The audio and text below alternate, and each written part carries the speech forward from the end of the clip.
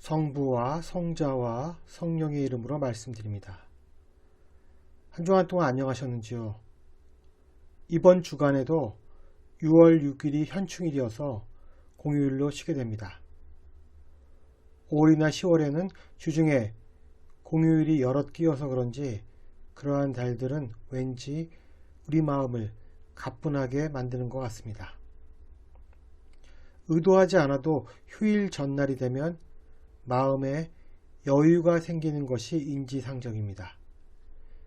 이와 같이 일하는 사람들에게 있어서 쉰다는 것은 매우 중요한 문제입니다.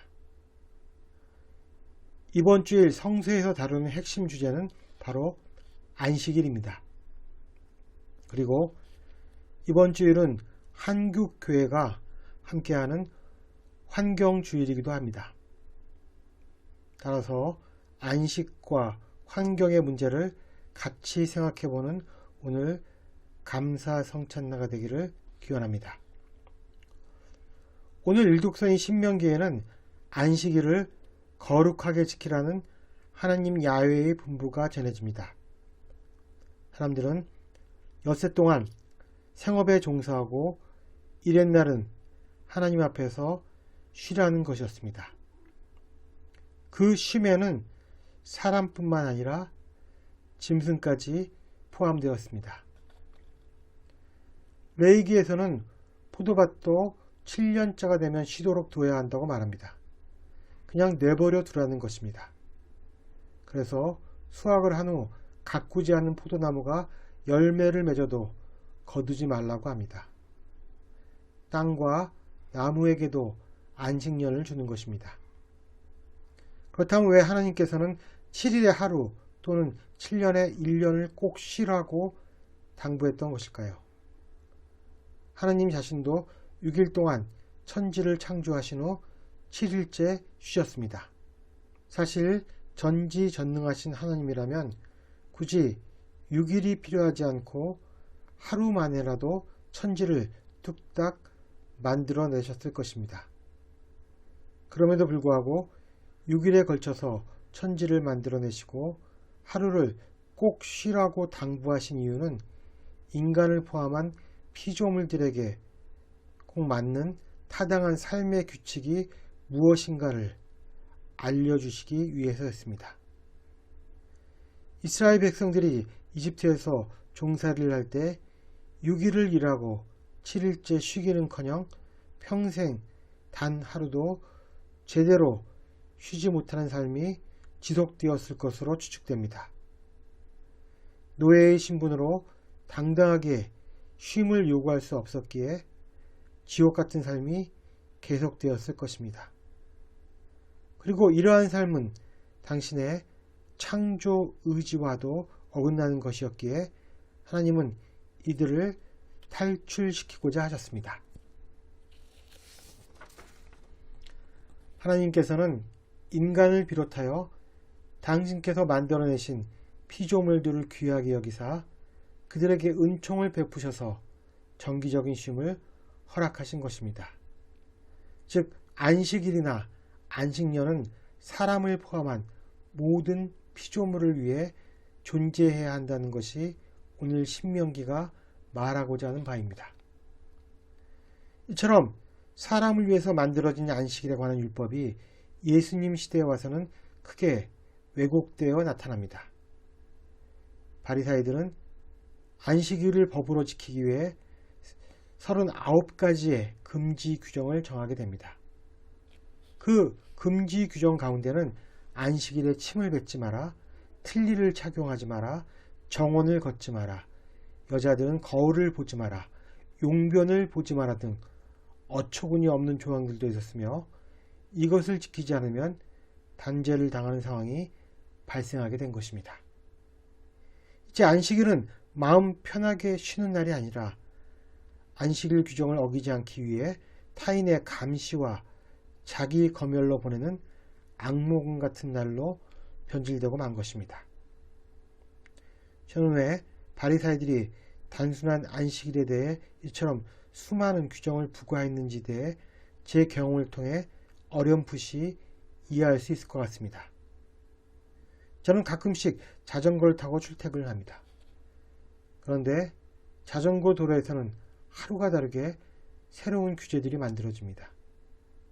가령 도보자들과 같이 다니는 터널이나 언덕길 같은 경우는 서로가 조심하면서 다닙니다.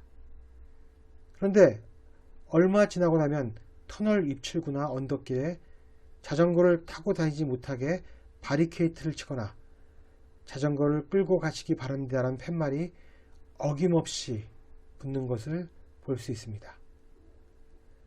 바리케이트나 팻말을 무시하면서 자전거를 타기에는 마음이 불편하고 내려서 끌고 가기에는 좀 아닌 것 같아서 저는 차라리 돌아가는 길 선택합니다.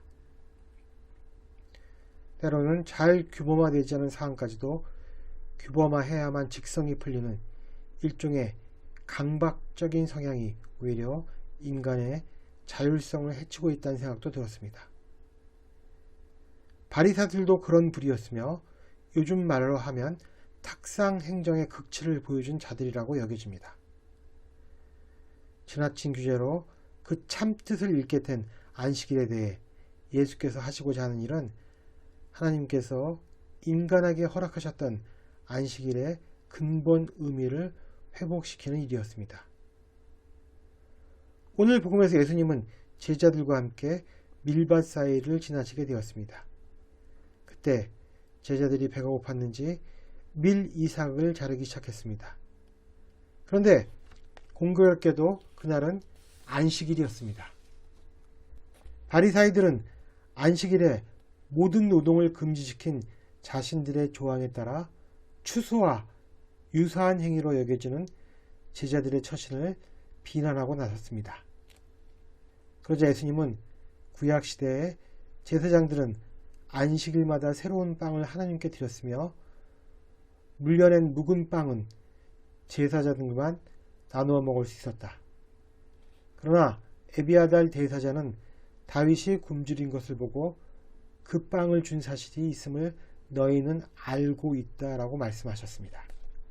그리고 덧붙여서 안식일이 사람을 위하여 있는 것이지 사람이 안식일을 위하여 있는 것은 아니다. 따라서 사람의 아들은 또한 안식일의 주인이다 라고 하셨습니다.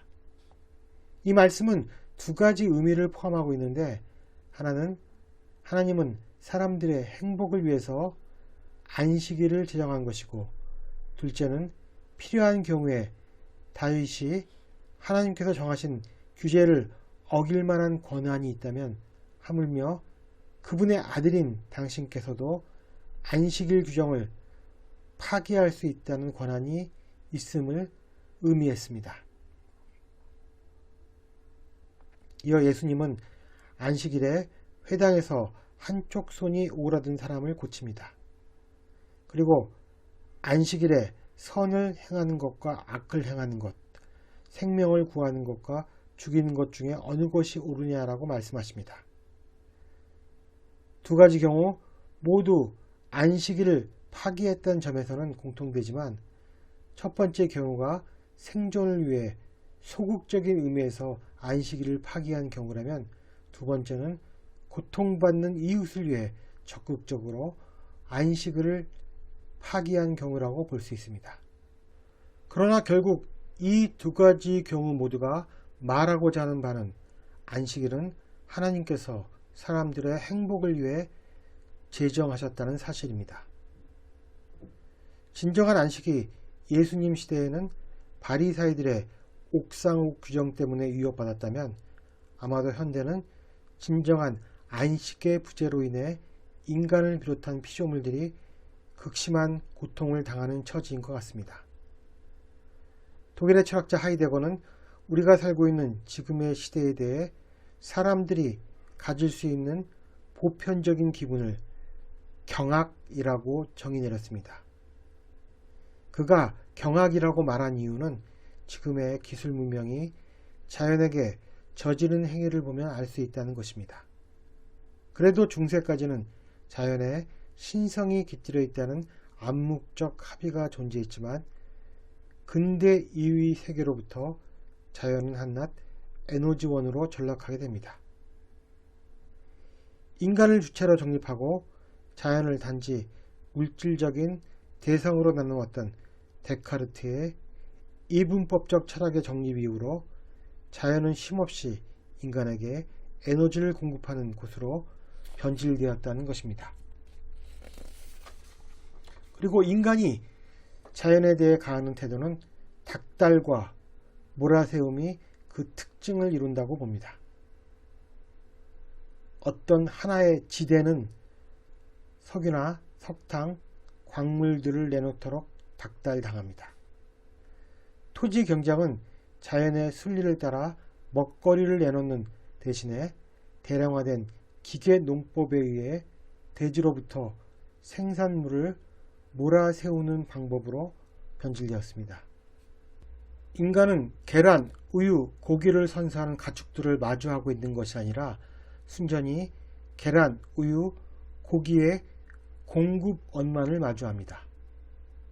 이것은 인간에게도 해당되는 사항이어서 인간은 일할 때는 자본주의로부터 체제 유지를 위한 에너지를 고갈당하고 일을 하지 않을 때는 소비와 유흥을 미덕으로 삼는 자본주의 문화로부터 닥달과 몰아세움을 당하며 이중으로 자신을 고갈시킵니다.